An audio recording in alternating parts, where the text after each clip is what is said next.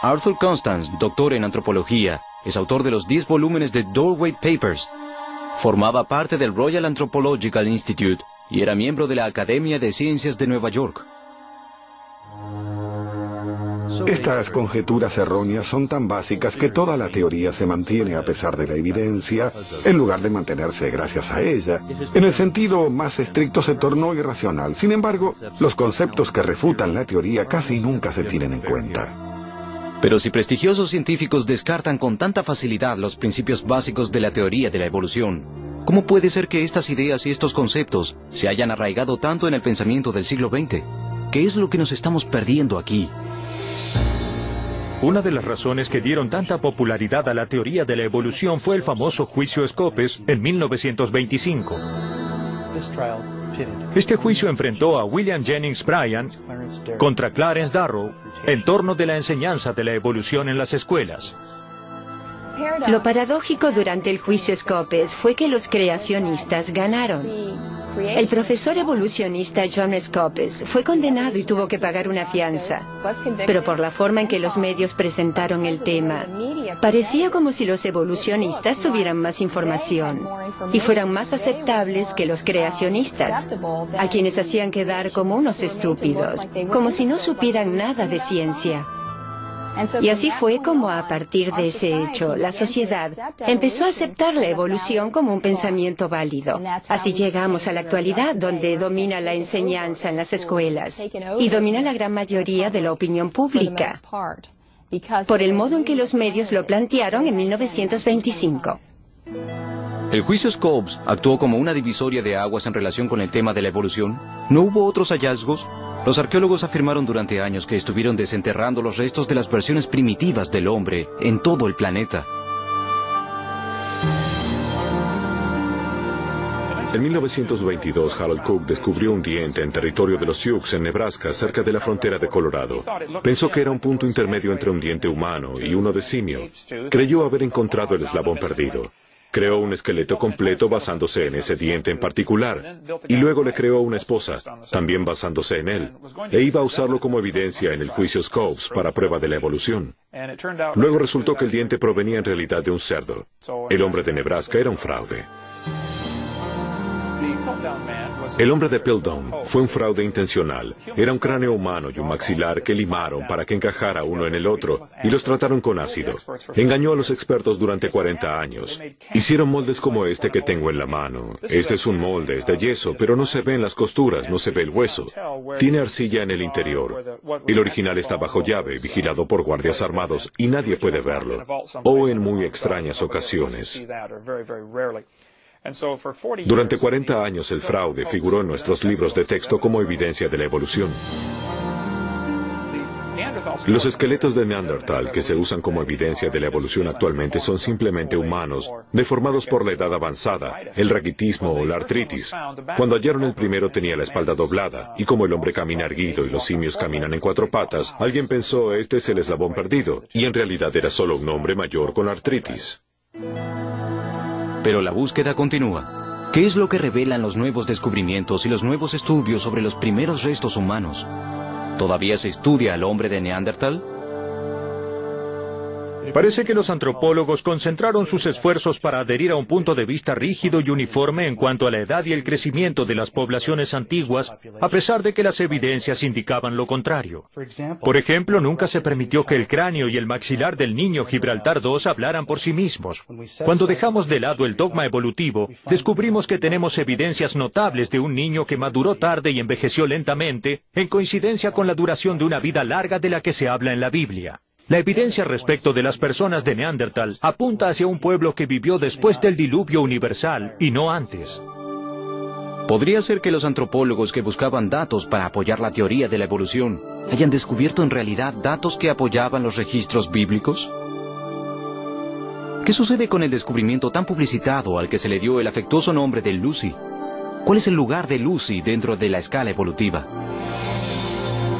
Como saben, Lucy fue descubierta en 1974 y yo a veces me refiero a ella como la mujer que reorganizó el árbol genealógico porque representa para nosotros el esqueleto más antiguo y más completo de cualquier antepasado conocido por los antropólogos. En realidad, Lucy tenía el aspecto de un chimpancé, tenía una altura de 1 metro, cerebro del tamaño de un chimpancé y dientes de chimpancé. Era un chimpancé. Las únicas características que insinuaban un antepasado humano eran la cadera y las articulaciones de la rodilla, y estas insinuaban una postura erguida, pero incluso estas características eran polémicas entre los evolucionistas. Se acerca más que ningún otro fósil hallado en África a representar lo que, según mi opinión, una persona común cree que es el eslabón perdido. Así que tiene una importancia extraordinaria en relación con la comprensión de las primeras fases de la evolución humana. Es probable que el científico británico Charles Oxnard sea el experto más importante en Lucy. Él estudió sus huesos haciendo un análisis computarizado de cada uno y del tamaño de ellos y dijo, no es un eslabón perdido, es un mono atípico. Pero, ¿no hubo otros descubrimientos famosos de los antepasados del hombre moderno? Otro supuesto eslabón perdido, el hombre de Java, fue inventado por Eugène Dubois cuando descubrió un pedazo de cráneo con forma de simio y luego a 15 metros de distancia el hueso de una pierna humana. Sin embargo, antes de morir, confesó que también había hallado 2 cráneos humanos en ese mismo sitio y admitió que el cráneo pertenecía a un gibón y no a un hombre simio. En mayo del año 2000, la revista National Geographic tituló un artículo sobre nuevos hallazgos paleontológicos como el albor de los humanos. Este cráneo homínido de 2 millones de años de antigüedad es el más completo de su clase descubierto hasta hoy. Un protohumano de grandes mandíbulas que se extinguió en una rama lateral del árbol genealógico humano. Nos preguntamos cómo una especie extinguida tan diferente de los humanos puede ser la evidencia del albor de los humanos o incluso de los protohumanos. Aparentemente, la búsqueda frenética de los eslabones perdidos dio como resultado una gran cantidad de errores e incluso fraudes. Lamentablemente, algunos de esos errores aún se cometen en la actualidad. El hombre de Java, por ejemplo, sigue apareciendo en algunos libros de texto como el origen del Homo erectus. Pero si los registros fósiles son incompletos o simplemente no son satisfactorios desde el punto de vista científico, ¿a dónde nos conduce eso?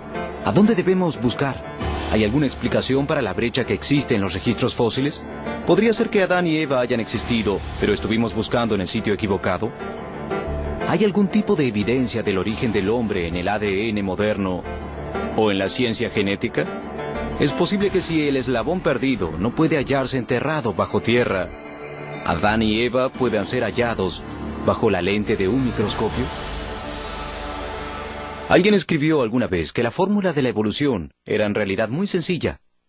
Nada, ni nadie, una casualidad efímera, es igual a todo.